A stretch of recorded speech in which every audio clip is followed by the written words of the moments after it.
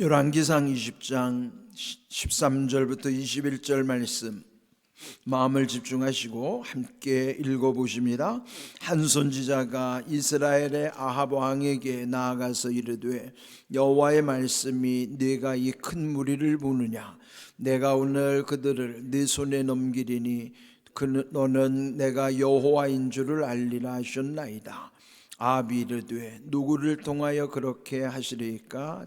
대답하되 여호와의 말씀이 각 지방 고관의 청년들로 하리라 하셨나이다. 아합이 이르되 누가 싸움을 시작하리까? 대답하되 왕이니이다.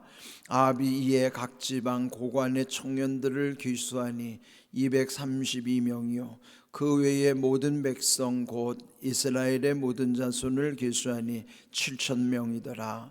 그들이 정오에 나가니 베나닷은 장막에서 돕는 왕 32명과 더불어 마시고 취한 중이라.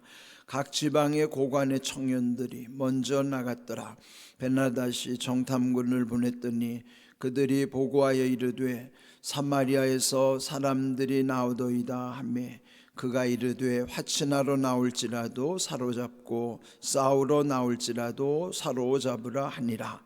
각 지방 고관의 청년들과 그들을 따르는 군대가 성읍에서 나가서 각각 적군을 쳐 죽이매 아람 사람이 도망하는지라. 이스라엘을 쫓으니 아람 왕 베나닷이 말을 타고 마병과 더불어 도망하여 피하니라.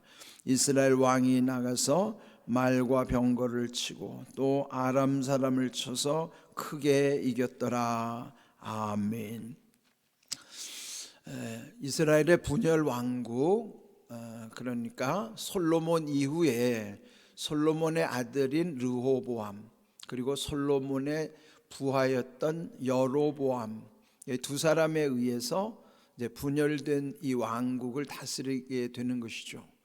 그러니까 이쪽 남쪽은 유다와 베냐민 지파 단 두 개의 지파만이 유다라는 이름으로, 그리고 북쪽에는 10개의 지파가 여로보암이 다스리는, 남쪽은 솔로몬의 아들 르호보암, 북쪽은 솔로몬의 신하 여로보암이 왕이 돼서 각각 통치를 하는 거예요. 지금 우리가 본문에서 다루는 부분은 북이스라엘의 역사에 관한 것이죠. 근데 지금 그 북이스라엘의 7번째 왕 아합, 그는 남북 왕국을 통틀어서 이제 남왕국의 20명의 왕, 북왕국의 19명의 왕, 그러면 전체 39명의 왕 중에서 역사에 기록된 가장 악한 왕이에요. 가장 악하다는 것은 하나님이 보시기에 그 아합의 시대는 하나님을 다 잊어버리는 시대고, 오히려 바알과 아세라 신에 아주 쩌들어 있는 그런 패역한 시대인 것이죠. 이제 그렇지만은 오늘 이 본문에 보면은 하나님께서 이 아합 왕을 통해서도 역사하는 장면이 나와요. 네, 우리 생각해 보면은 악한 사람을 통해서는 하나님이 역사하시지 않을 것 같잖아요. 그런데 하나님은 악인도 쓰신다고요. 또 잠언 16장 4절인가 보면요, 악한 사람도 악한 날에 하나님이 다 쓰시겠다고 하시는 거예요. 그러니까 어떤 용도로 쓰느냐가 중요하죠. 좋은 쪽으로 쓰임 받는 것이 좋은 것이지 이 악한 쪽으로 쓰임 받는 것. 그런데 여기에 이 아합도 아주 악한 왕. 네, 그는 결혼을 잘못한 거죠. 그러니까 시돈의 공주를 아내로 맞았죠. 이세벨이라고 하는 아주 악한 여인이에요. 그러니까 그 여인에 휘둘려 가지고, 지금 우리나라도 보면 이제 그런 짝이 났는데, 여러분 이게 진짜 나라의 지도자 중요하죠. 더군다나 그 여인의 역할이 굉장히 중요해요. 근데 여기 이 아합도 보면 좀 줏대가 없는 왕이기도 하지만은 그 이세벨의 그 휘둘리는 경향. 그래서 그 시돈에서 섬겼던 그 우상들이 이 이스라엘로 들어와서 결국은 영적으로도 암흑기가 되게 만든 것이죠.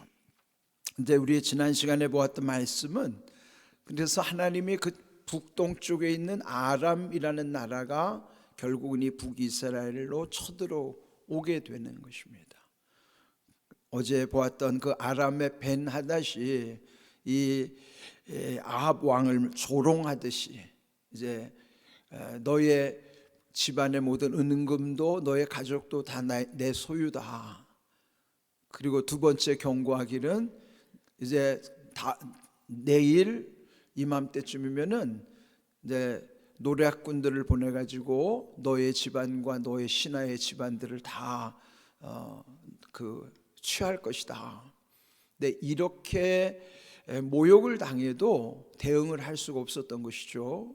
네, 그렇지만은 이제 그도 그 백성의 장로들을, 지도자들을 불러서 결국은 거기에 대항하는 방법을 택하게 된 것입니다. 네, 그래서 결국은 전쟁이 벌어지는 거예요. 오늘 읽은 말씀에 보면 13절, 한 선지자가 이스라엘의 아합 왕에게 나아가서 이르되, 하나님이 이 악한 아합 왕에게 한 선지자를 보내주신 거예요. 네, 이름이 기록되지 않았으니 무명의 선지자, 누구인지 알 수는 없지만은 하나님이 보내주신 사람이죠.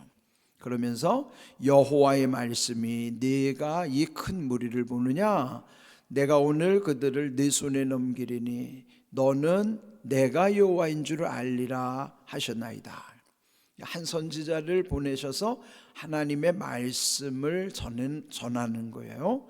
그러면서 이 큰 무리를 보느냐라는 것은 아람의 10만의 대군이 지금 쳐들어오는 상황을 여기서 암시하는 거죠. 그러면서 그럼에도 불구하고 내가 오늘 그들을 네 손에 넘길 것이다. 하나님이 아합을 이기게 해주시겠다는 거예요. 왜 그렇게 했을까요? 그 다음 그 이유가 나와요. 너는 내가 여호와인 줄 알리라. 이 아합은 하나님을 잊어버리고도 잃어버린 상황이지만은 하나님은 다시 기회를 주시는 거예요. 내가 여호와인 줄을 알리라. 누가요? 이 왕임을. 이 악한 아합 왕이 하나님이 여호와 하나님, 그러니까 하나님이 참신이라는 사실을 알려주시기 위해서 이런 기적과 표적을 보여주셔도 이 아합은 또 전혀 변화되지 않죠. 자, 14절, 아합이 이르되 누구를 통하여 그렇게 하시리까? 이제 마침내 선지자와 대화가 되는 거예요. 그는 간접적으로는 하나님과 조금 통하고 있다는 얘기죠. 이제 묻는 것이죠. 누구를 통하여 그렇게 할 것입니까? 그렇게 물었을 때 이 선지자가 말하기를 여호와의 말씀이 각 지방 고관의 청년들로 하리라. 그러니까 청년들을 통해서 아람의 그 침략에 맞서게 하겠다는 거예요. 그런데 그 청년들 얼마나 미숙하겠어요.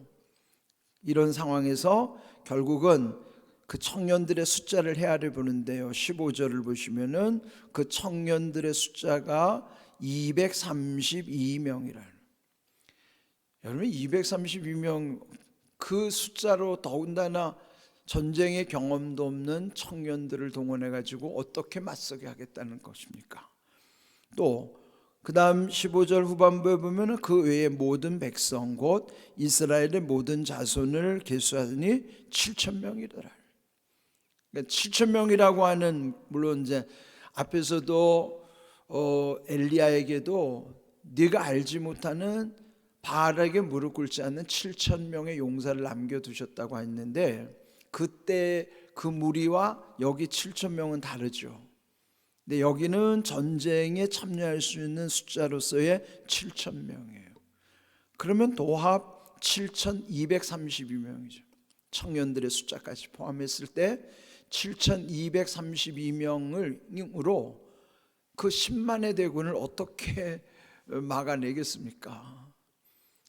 그럼에도 불구하고 하나님이 말씀하셨기 때문에, 하나님의 말씀은 반드시 이루어진다고 어제 주일에 주신 메시지처럼 여기에서도 비록 악한 왕이라 하더라도 하나님은 당신이 하나님의 하나님 되심을 알려주시기 위해서 이 전쟁에 하나님이 개입하시는 거예요.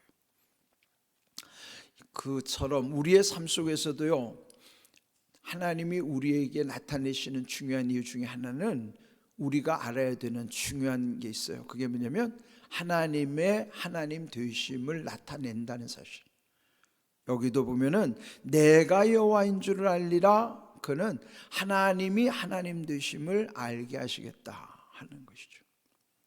자, 그러면서 여기에 그 전체적인 상황이 이제 얼마나 열세인가, 그러니까 객관적인 데이터만 놓고 보면요, 싸움의 대상이 될 수가 없죠.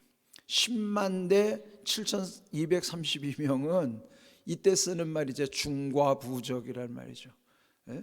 맞설 수가 없단 말이에요, 이 무리를 가지고는. 그리고 결국은 이 북이스라엘은 상황으로 보면은 바람 앞에 촛불이에요. 풍전등화라고 그러잖아요. 바람 앞에 등불과 같이. 그 뭐 바람이 불면 그 꽂아버릴 것밖에, 그런 위기의 상황입니다. 그런데 위기의 상황은요, 우리가 또 하나 잊지 말아야 될 것은 위기의 상황은 하나님을 찾아야 될 시간이고 위기의 상황 속에는 하나님이 역사하시는 때이기도 해요. 우리가 인생을 살다 보면은 위기를 겪을 때 있잖아요. 어떤 삶 속에서 제각각 형편은 다르다 하더라도 어떤 분은 건강의 위기가 올 수도 있고 경제적인 위기나 또 사람과의 관계의 위기라든지 뭐 다양한 위기 상황 속에 놓일 수 있습니다. 그런데 최악의 위기는요, 전쟁이에요. 나라들마다 이 전쟁은 그 속한 모든 백성들, 그 국민들 모두에게 최악의 고통을 주는 일이기 때문에 최소한 전쟁은 막아야 됩니다.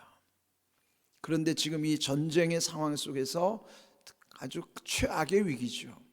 이 최악의 위기에서 비록 이 아합과 같이 악한 왕이라 할지라도 하나님은 하나님이 누구신가를 알려주시기 위해서 이 전쟁에 함께 하시겠다는 것이죠.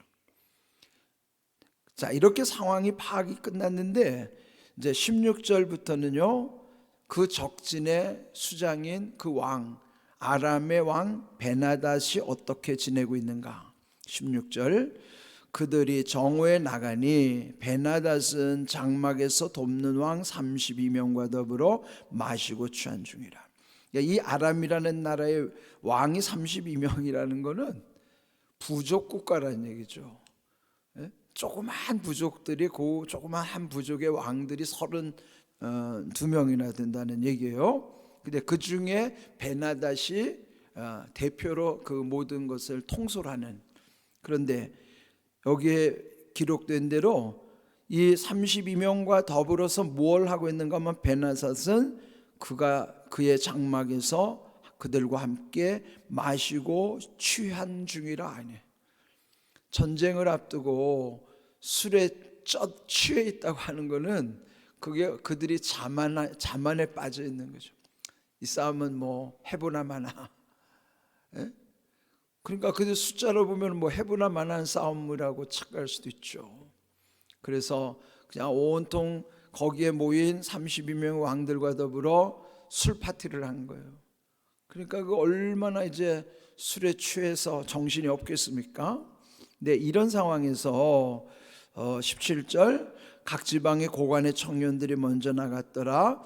그런데 그 다음 베나닷이 정탐꾼을 보냈다 그랬습니다. 자기들은 술에 취해 있으면서도 정탐꾼을 보냈다 그랬어요. 그들이 와서 보고하여 말하기를 사마리아에서 사람들이 나오더이다. 사마리아는 북왕국 이스라엘의 수도예요. 그런데 그 사마리아 성에서 사람들이 나오는 걸 이제 이 정탐꾼들이 보고한 거예요. 네, 이때 베나닷 왕이 이런 명령을 내리는 거예요. 18절, 만일 그들이 화친하러 나올지라도 사로잡고 싸우러 나올지라도 사로잡으라. 이제 지금 사마리아 성에서 여러 사람들이 지금 나오고 있는데 베나닷이 판단할 때는 혹시 화친을 맺자고 오는 사람일 수도 있지만 만일 그렇더라도 그들을 잡고 또 전쟁하기 위해서 왔더라도 그들을 사로잡으라는 것이죠. 네, 이제 이런 상황에서 결국은 이제 전쟁이 벌어지는 겁니다. 자, 19절, 북이스라엘에서는 각 지방 고관의 청년들 232명의 청년들, 또 그들을 따르는 군대 그 7,000명, 이들이 결국 성읍에 나가서 이제 전쟁이 시작된 거예요. 20절, 각각 적군을 쳐 죽이매. 이 짧은 단어 속에는 각각이라는 것은 7,232명을 어떻게 하면 가장 효율적으로 전쟁에서 이기기 위한 방책으로 적은 숫자로 대군을 물리칠 수 있는 전략을 짠 거죠. 네, 구체적으로 그것이 어떤 것인지는 모르지만은 그러나 하나님이 선지자를 보내주셨고 또 하나님이 함께 하시기 때문에 가능한 일이겠죠. 각각 적군을 쳐 죽인 결과는 아람 사람이 그로 인해서 아람 사람들이 이제 도망을 가게 된 것입니다. 또 아람 왕 베나닷이 말을 타고 마병과 더불어 도망하여 피하니라. 그래서 네, 그리고 결국 마지막 21절에 보면은 크게 이겼더라 그런 거예요. 여러분, 이게 상식적으로는 도저히 납득할 수 없는 일이고 이런 전쟁이 어디 있습니까? 그런데 성경은 이런 전쟁의 기사를 통해서 우리에게 말씀하시고자 하는 목적이 있죠. 그럼 뭘까요? 하나님이 누구신가를 알려주시는 거예요. 여기 오늘 제목처럼 내가 여호와인 줄 알리라. 그러니까 이 시대 우리에게도 마찬가지예요. 하나님의 하나님 되심을 아는 것이 왜 중요할까요? 그 하나님이 어떤 하나님인데요? 그분은 완전하신 하나님, 그분은 전지전능하신 하나님. 그러니까 그 하나님의 하나님 되심을 알 때 또 하나 그 앞에 서 있는 내 자신이 자기가 누구인지를 아는 거예요. 하나님의 하나님 되심을 알 때 나의 나됨도 알 수 있는 거예요. 여러분, 하나님의 하나님 되심을 모르면 나의 나됨도 몰라요. 그래서 착각하는 거예요. 그래서 교만해지는 거예요. 하나님의 하나님 되심을 알면 절대로 교만해질 수가 없어요. 왜? 나의 나됨을 아니까. 나의 나됨이 뭘까요? 나는 전능하신 하나님 앞에 무능한 존재고 전지전능하신 하나님 앞에 무지무능한 존재예요. 그게 나란 말이에요. 여러분, 이 사실을 아는 게 얼마나 중요한지 몰라요. 예? 하나님의 하나님 되심을 알고 나의 나됨을 알 때에 그것처럼 우리 인생이 바르게 살아갈 수 있는 비결, 그게 없어요. 하나님의 하나님 되심과 나의 나됨을 알게 하소서. 우리는 늘 기도해야 돼요. 그래서 완전하신 하나님이 불완전한 나를 불쌍히 여겨주시고 전지전능하신 하나님이 무지무능한 나를 도와주시기를 구해야 되는 거예요. 이게 참 중요한 사실이에요. 그런데 이제 오늘 이 전쟁의 기사를 이미 신명기에 보면은요, 모세를 통해서 말씀해 주셨어요. 한번 신명기 20장 3절 한번 읽어봅니다. 이스라엘아, 들으라. 너희가 오늘 너희의 대적과 싸우려고 나왔으니 마음에 겁내지 말며 두려워하지 말며 떨지 말며 그들로 말미암아 놀라지 말라. 여러분, 최악의 전쟁의 공포 속에서 어떻게 이게 가능합니까? 겁내지 말며 두려워하지 말며 떨지 말며 놀라지 말라. 불가능해요. 예? 불완전한 존재로서 무지무능한 존재로서 인생은 감당할 수 없어요. 그런데 왜 감당할 수 없는 걸 하라고 하실까요? 자, 그 다음 4절을 보겠습니다. 너희 같이 읽어요. 너희 하나님 여호와는 너희와 함께 행하시며 너희를 위하여 너희 적군과 싸우시고 구원하실 것이라. 아멘. 이게 하나님의 약속이에요. 예? 너희와 함께 하신다는 거예요. 그러면 임마누엘의 약속. 주님이 나와 함께 하시면, 그러니까 여러분, 내가 그 상황 속에서, 위기의 상황 속에서 누구를 보느냐? 내 앞에 펼쳐져 있는 최악의 상황에 거기에 집착할 것인가? 내 배후에 나와 함께 하시는 전능하신 하나님을 볼 것인가? 그게 선택해야 되는 거예요. 그런데 여기 너희와 함께 너희를 위하여 주님이 싸우시고 거기서 구원해 주신다. 거기에 대한 확신이 있을 때만이 오늘 여기 3절에서 말한 대로 놀라지도 않고 두려워하지도 않고 겁내지도 않고 그렇게 되는 거예요. 그러니까 우리의 형편으로서는 안 돼요. 예? 할 수 없다고요. 다만 하게 하시는 하나님의 은혜로만이 할 수 있는 거예요. 여러분, 이 원리를 아셔야 됩니다. 이 전쟁이라고 하는 최악의 상황에서 그때도 하나님은 우리에게 어떻게 하시겠다고 약속하셨는가? 우리 여기서 오늘 4절의 말씀이면 너희와 함께 너희를 위하여, 그를 자기에게 적용해보세요. 나와 함께 나를 위하여 주님이 싸워주시고 주님이 구원해 주신다면 두려워할 이유가 없죠. 놀랄 일이나 겁낼 일이 없겠죠. 그게 믿음이에요. 오늘 우리의 시대도 보이지 않는 영적 전쟁 속에서 우리가 그렇게 담대함으로 살아갈 수 있는 이유는 바로 이 말씀을 믿느냐 안 믿느냐예요. 오늘 주신 이 말씀 속에 여러분도 담대함으로 이 약속의 말씀을 의지할 수 있기를 주님의 이름으로 축복합니다. 아멘.